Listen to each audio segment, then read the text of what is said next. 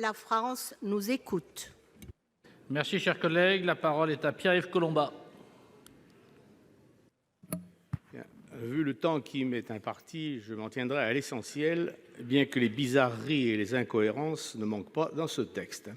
Un texte qui, s'il n'autorise pas encore la gestation pour autrui, la GPA, lui ouvre tout grand les portes, et surtout à celle de la marchandisation de l'enfant. La nouveauté du texte, en effet, c'est l'autorisation en France de la conception pour autrui, la CPA, autrement dit, de la fabrication d'un enfant à partir de gamètes n'appartenant à aucun de ses parents légaux.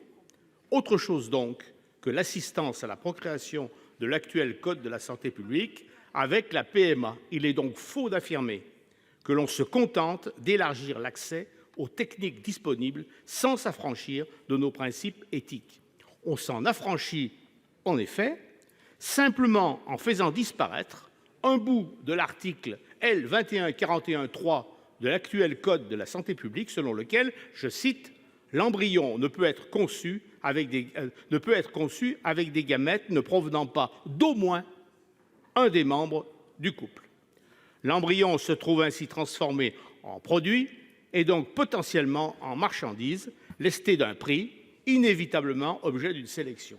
Certes, les gamètes nécessaires à la fabrication de l'embryon lui-même, sont censés ne provenir que de dons. Une protection juridique, comme le montre l'explosion de la bio-industrie partout dans le monde, parfaitement illusoire.